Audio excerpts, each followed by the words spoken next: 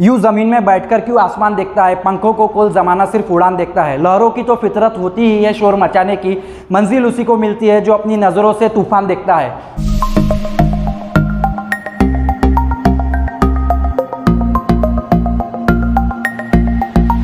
नमस्कार दोस्तों, मैं गणित विषय गुरुकुल से आपका दोस्त शिक्षक अजय सोनी स्वागत करता हूँ आज की वीडियो में।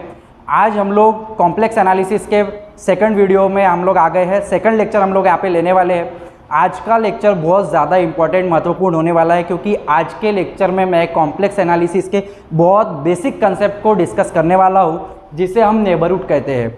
नेबरहुड की डेफिनेशन समझ में आने के बाद आपको लिमिट, कंटिन्यूटी और डिफरेंशिएबिलिटी समझ में आएगी, और ये 2-4 कंसेप्ट समझ में आने के बाद यहाँ से और 2-4 वीडियो बनेंगे। ये बेसिक कंसेप्ट एक बार आपके समझ में आ गए तो आप बहुत आसानी से कॉम्प्लेक्स एनालिसिस के इम्पॉर्टेंट टॉपिक जैसे कि एनालिटिक फंक्शन, सीआर इक्वेशन और आगे के टॉपिक्स को बहुत आसान तरीके से समझ पाएंगे। नेबरहुड की डेफिनेशन देखते हैं। नेबरहुड क्या कहता है? देखिए, नेबरहुड का मतलब होता है आस पड़ोस। हम लोग डे टू डे लाइफ में हम लोग बोलते हैं कि भैया हम यहाँ नेबरहुड, हमारे नेबरहुड में ये रहता है वगैरह वगैरह। तो नेबरहुड का मतलब होता है आस पड़ोस। तो इसी नेबरहुड को हम लोग बहुत अच्छे से समझेंगे। क्या है नेबरहुड की डेफिनेशन? नेबरहुड को शॉर्ट में NBD कहते हैं। मैंने यहाँ लिखा है, the neighbourhood of a point Z0 in the Argand plane. Argand plane का मतलब होता है कॉम्प्लेक्स प्लेन। आपको दिखाई दे रहा है, ये x एक्सिस और y एक्सिस बनाया है हमने।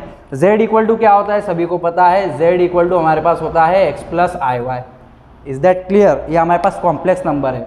x एक्सिस y एक्सिस बनाया हम लोग, और ये जिस प्लेन पे हम लोग ये डायग्राम प्लॉट किए हैं इसे हम कॉम्प्लेक्स प्लेन, z प्लेन या आर्जेंट प्लेन कहते हैं। इसके पहले वीडियो में, बेसिक वाले जो वीडियो मैंने बनाया है उस पर मैंने ये कंसेप्ट बताया है। यदि कोई आर्जेंट प्लेन पे कोई एक पॉइंट है Z0 नाम का, Z0 Z0 नाम का कोई एक पॉइंट है, तो इसके आसपास में जो सेट है, ठीक है, इसके आसपास के जितने भी पॉइंट्स है इनका जो सेट है is the set of point Z such that Z minus Z0 less than होना चाहिए डेल्टा।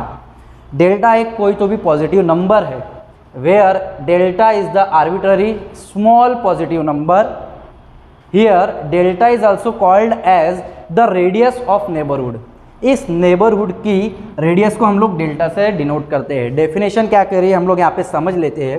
देखिए, कोई तो भी एक Z0 पॉइंट है हमारे पास, और इसके पास जितने भी सारे आपको पॉइंट्स मिल रहे हैं Z वाले, ये Z वाले जितने भी पॉइंट्स है ये सारे इसके नेबरहुड पॉइंट्स है। डेफिनेशन से हमें पता लग रहा है कि भैया Z0 का जो डिस्टेंस है, Z0 का जो एक्चुअल डिस्टेंस है Z0 से यहाँ तक ये पूरा सरकमफरेंस तक ये डेल्टा है। पर यहाँ से इस सरकमफरेंस के अंदर ये जो बाउंड्री है, बाउंड्री के अंदर जितने भी पॉइंट्स है, मान के चलो यहाँ पे कोई एक पॉइंट है Z नाम का, Z से Z0 का जो डिस्टेंस है वो इस डेल्टा से कम है। Z से Z0 का डिस्टेंस जो है वो डेल्टा से कम है। कोई एक पॉजिटिव वैल्यू हो सकती है डेल्टा, 1, 2, 3, 4 कुछ भी हो सकती है एक पॉजिटिव वैल्यू। उससे कम यदि है हमारे पास Z से Z0 का डिस्टेंस इस डेल्टा से कम है, इस स्थिति में हम लोग कहते हैं कि भैया ये जो Z, ये जो पॉइंट है Z, ये जो Z है वो हमारा नेबरहुड पॉइंट।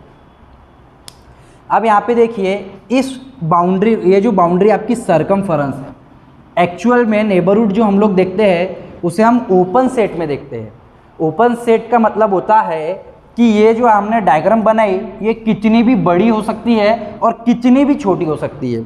छोटी से छोटी बहुत छोटी भी हो जाएगी, ठीक है। मान के चलो इतनी सी डायग्राम है, यहाँ पे कोई एक Z है, यहाँ पे फिर Z0 का डिस्टेंस है और ये less than delta, Z minus Z0 less than delta हो।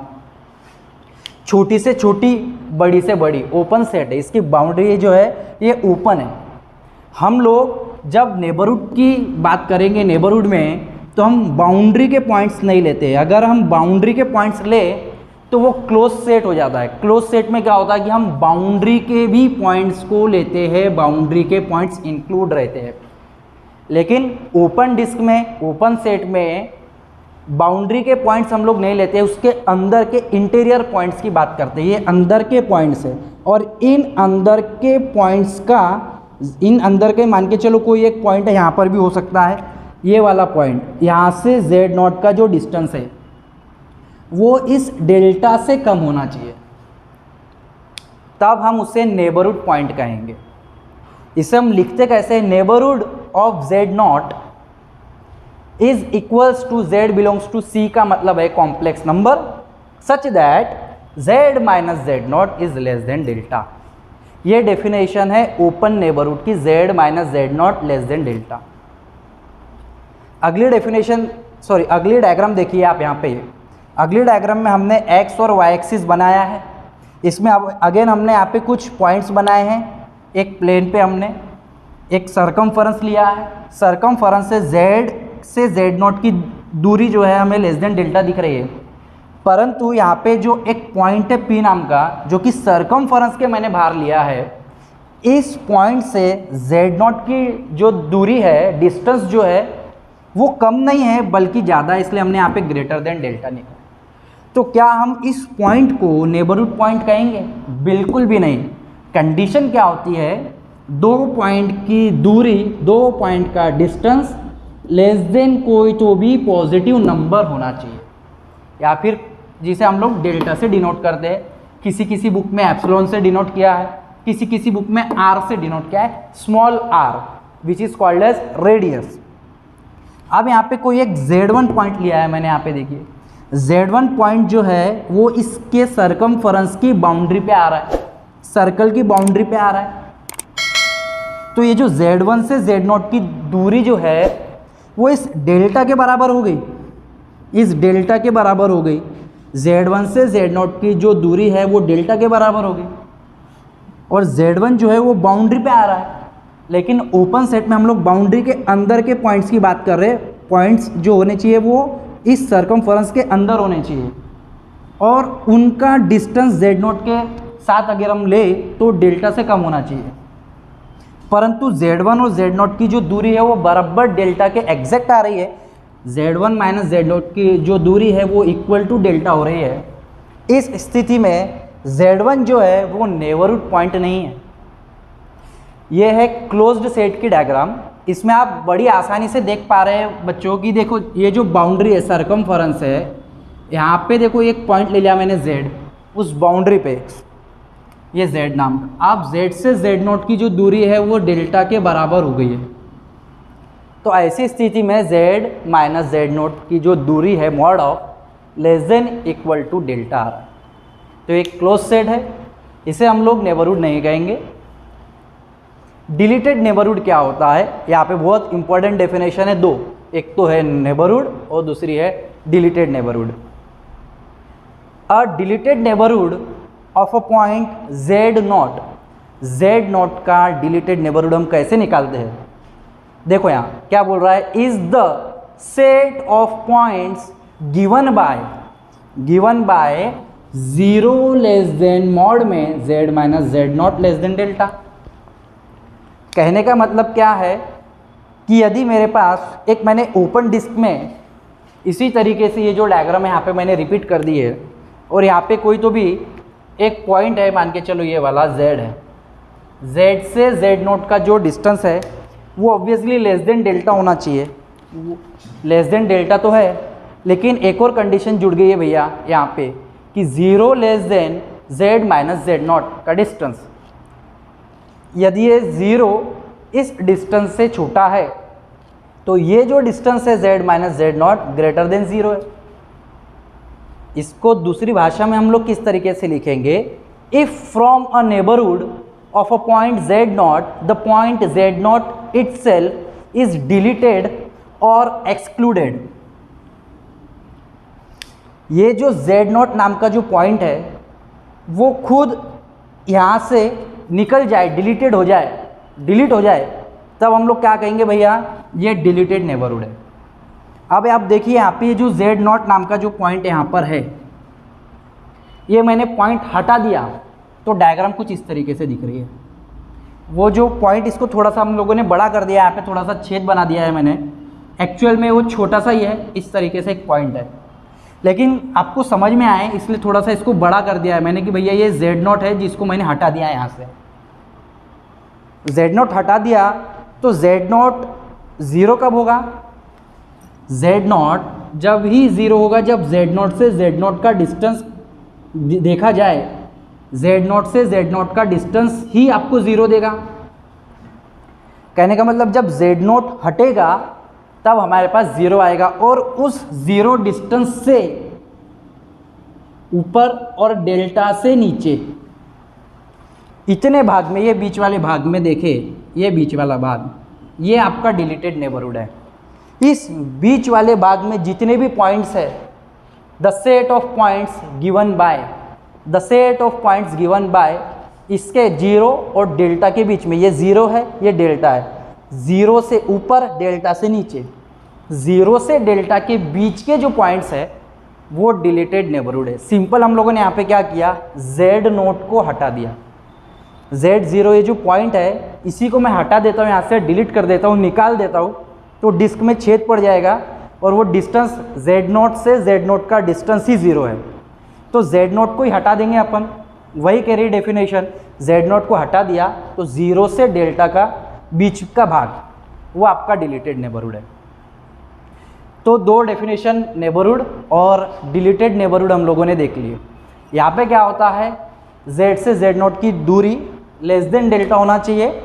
यदि वो बराबर आ जाती है, यदि इस तरीके से आ रहा है कि भैया z से, यदि आपको ऐसा कहीं दिखे z से z0 की दूरी r या डेल्टा के बराबर हो जाए, इक्वल टू डेल्टा या r, तो ये सर्कल का इक्वेशन है। इसके बाद में डिस्कस करूंगा उस चीज़ को, सर्कल को। अब यहाँ पे देखो एक छोटी सी मैंने एक डायग्राम बनाई है ट्रायंगल वाली, हम इसको सर्कुलर रीजन में क्यों ले रहे हैं नेबरहुड को, और जो भी हम लोगों ने डायग्राम बनाई है इस तरीके से z, ये कॉम्प्लेक्स प्लेन की, आर्जेंट प्लेन की जो डायग्राम है, सर्कुलर ही क्यों दिखाई देती है हमें हर एक जगह, सर्कुलर फॉर्म पे हम लोग आगे बढ़ते हैं। और उसका रीज़न ये है, हम ट्रायंगुलर या दूसरे कोई भी शेप को लेके आगे क्यों नहीं बढ़ते। पहली बात तो यदि आप ऐसा ट्रायंगुलर शेप लेते हैं तो इसकी कोई रेडियस नहीं होती है, या ऐसा कोई डेल्टा, ऐसा कोई भी डेल्टा या पॉजिटिव नंबर नहीं होता है जिससे हमें इसके दायरे का पता चले। दूसरी बात, ऐसी स्थिति में, ऐसी कोई भी डायग्राम्स में सर्कल को छोड़ के नेबरहुड फाइंड करना डिफ़िकल्ट हो जाता है। कहने का मतलब यदि यहाँ पे बीच में एक पॉइंट है तो इसके ट्रायंगल के अंदर बहुत सारे आपको पॉइंट्स दिख रहे हैं, वो तो उसके नेबरहुड है, लेकिन हम क्या इसके आसपास के जो मैंने रेड कलर के डॉटेड बनाए, क्या ये इसके नेबरहुड पॉइंट्स नहीं हैं? तो शायद नेबरहुड पॉइंट्स हो भी सकते हैं। इसलिए यही रीज़न है कि हम इसको सर्कुलर वे में, सर्कुलर तरीके से बढ़ेंगे। यहाँ पे सर्कुलर तरीके से आसपास के सारे पॉइंट्स को लेते हुए आगे जाएंगे और सर्कुलर ही हमारा बड़े से बड़ा हो जाएगा, छोटा से छोटा हो जाएगा। उसके दो रीज़न यही है, रेडियस और डिफ़िकल्ट टू फाइंड नेबरहुड। इसलिए हम इस सर्कुलर शेप के अलावा कोई दूसरी डायग्राम्स को नहीं लेते कॉम्प्लेक्स प्लेन में। कॉम्प्लेक्स प्लेन में यदि आपको इस तरीके की डायग्राम दिखाई दे, दो सर्कल के इस तरीके से हो जाए कि भैया ये एक छोटा सर्कल या कोई एक बड़ा सर्कल ले लेता हूँ और ऊपर एक कोई एक सर्कल, दोनों क्लोज कर्व है हमारे पास, क्लोज रीजन है, उसके बीच का जो रीजन है, ये वाला बीच का जो पोर्शन है, इसे हम एनुलस कहते हैं। इसे आप ध्यान में रखेंगे और इसी पोर्शन पे हम टेलर सीरीज़ को डिस्कस करेंगे। आगे हम लोग पढ़ेंगे तो दो सर्कल के बीच का जो रीजन है डिलीटेड नेबरहुड से, यानी कि जो डिलीट हो गया है नेबरहुड, जो पॉइंट डिलीट हो गया है, उससे हमें इस तरीके की डायग्राम मिल जाती है। तो इसे हम टेलर सीरीज़ में आगे जाके डिस्कस करेंगे। इसके बाद अगली डेफिनेशन हम लोग लेते हैं सर्कल की और कॉम्प्लेक्स फंक्शन की। दोस्तों मैं यहाँ पे एक और डेफिनेशन ले रहा हूँ, नेबरहुड एट इन्फिनिटी। इसे समझने के बाद हम इनफाइनाइट लिमिट एट इन्फिनिटी को समझने में बहुत आसानी से हम लोग समझ पाएंगे, बहुत अच्छे से हमें मदद मिलेगी यदि हम नेबरहुड एट इन्फिनिटी को समझ लेते हैं। तो नेबरहुड एट इन्फिनिटी क्या होता है? अभी हम लोगों ने देखा था z से z0 का डिस्टेंस कोई तो भी लेस देन डेल्टा होता है। भाई यहाँ से हम लोगों ने डिस्टेंस बनाया था, ये लेस देन डेल्टा होता है, एक्चुअल में ये ओपन डिस्क है। अब यदि क्या हो जाए कि भैया हम लोगों ने इसे लिखा था z minus z0 less than delta. अब हम लोग ऐसा बात कर रहे हैं कि मॉड ऑफ z, हमारे पास नेबरहुड पॉइंट तो है, लेकिन हम डिस्टेंस नहीं निकाल पा रहे। कैसे नहीं निकाल पा रहे? ये जो ओपन डिस्क है छोटी से छोटी हो सकती है, बड़ी से बड़ी हो सकती है। अब ये कितनी बड़ी हो रही है ये हमें पता नहीं, इसका कोई अंदाज़ा नहीं है। कहने का मतलब यदि मैं इस तरीके से कोई एक प्लेन x और y प्लेन पे इस z पॉइंट को लोकेट कर दूँ लेकिन इसकी जो ओपन डिस्क है, जो ओपन सेट हमारा था, वो इतना बड़ा इनफाइनाइट हो चुका है कि उस इनफाइनाइट के लिए मान के चलो ये बोर्ड है, इतना एक बड़ा सेट है, फिर भी ये कहीं ना कहीं फाइनाइट है, इससे और बड़ा हो चुका है। एक सेट हमारा ओपन सेट, ओपन डिस्क इतनी बड़ी हो चुकी है कि वो टुवार्ड्स इनफाइनाइट चली गई है, यानी इसीलिए हम उसे ग्रेटर देन आर लिखते हैं। आर कोई भी एक पॉजिटिव नंबर है, 1 है, 2 है, 1 से बड़ी, कितनी बड़ी हमको नहीं पता। Mod of z greater then 1, 1 से बड़ी, कितनी बड़ी हमको नहीं पता, टुवार्ड्स इन्फिनिटी। 2 से बड़ी ग्रेटर देन 2, 2 से कितना बड़ा हमको बिल्कुल नहीं पता। तो इस सिचुएशन में हम इसे नेबरहुड एट इन्फिनिटी का नाम देते हैं, इसे हम mod of z greater than r लिखते हैं, क्योंकि हमारे पास तो अब कोई एक सेट रहा नहीं जहाँ से हम लोग, वो इनफाइनाइट हो गया है। अब कोई 2 पॉइंट का डिस्टेंस कौन से 2 का निकालेंगे, तो वो जो डिस्टेंस हम निकालने वाले थे वो भी इनफाइनाइट हो गया है, तो हम बता नहीं पाएंगे। ऐसी स्थिति में mod of z is greater than r, कितना बड़ा पता नहीं, इनफाइनाइट। इसे हम लोग नेबरहुड एट इन्फिनिटी कहते हैं, नेबरहुड एट इन्फिनिटी। इसके बाद ये सर्कल के इक्वेशन को समझ लेंगे कि सर्कल का इक्वेशन यहाँ से आता कहते हैं। तो देखिए सर्कल का जब भी हम इक्वेशन लेते हैं तो उसकी हम बाउंड्री को क्लोज कर देते हैं, क्लोज बाउंड्री, और एक एग्जैक्ट हमारे पास डिस्टेंस मिलता है, और डिस्टेंस इस तरीके से रहता है, z से z0 का डिस्टेंस बराबर है, z से z0 का जो डिस्टेंस है बराबर इस r के बराबर है। तब आप देखिए z से z0 का डिस्टेंस बराबर r दिख रहा है, इक्वल टू r, ये जो r है फिर रेडियस है। z यानी क्या होता है हमारे पास x plus i Y, z0 यानी क्या हो जाएगा x0 plus i Y note, जिसे हम लोग x, y और x0 y0 पेयर के फॉर्म पे भी लिखते हैं। इसका डिस्टेंस देखें तो मॉड में x plus i y minus x0 plus i y not is equal to r, under root में x माइनस x0 का square plus y minus y0 का square by distance formula. Under root आप r के पास भेज देंगे तो क्या मिलेगा, x माइनस x0 का square plus y minus y0 का square equal to r square, और ये आपका सर्कल का इक्वेशन है। तो सर्कल का इक्वेशन आ जाएगा अगर बाउंड्री क्लोज्ड है और रेडियस फिक्स है हमारे पास। तो इस तरीके से हमने सर्कल का इक्वेशन निकाला। इसके बाद function of complex variable, function of complex variable क्या होता है, देखिए कॉम्प्लेक्स प्लेन से कॉम्प्लेक्स प्लेन पे जो हम मैपिंग बनाते हैं उससे हमें फंक्शन मिलता है। कॉम्प्लेक्स वेरिएबल मतलब क्या है, z, x वेरिएबल है, y वेरिएबल है, इन 2 वेरिएबल की arrangement real plus imaginary part से मिलके जो बना है ये z हमारा कॉम्प्लेक्स वेरिएबल है। उसी की बात चल रही है यहाँ पे, complex variable. If there correspond 1 और more values of a complex variable w, ये जो z नाम का हमारे पास कॉम्प्लेक्स नंबर है, वेरिएबल है, जिसका मतलब होता है x प्लस आई वाई, इसकी मैपिंग ली हम लोगों ने एक और प्लेन पे जिसे हम w प्लेन कहेंगे, ये z प्लेन है। तो हम देखें हमें एक फंक्शन मिल रहा है f from c to c, f from c to c, एक फंक्शन हमें मिला z की मैपिंग लेने पे फंक्शन मिला जिसे हम लोग f ऑफ z यानी कि w और u से हम u प्लस आई वी कहते हैं।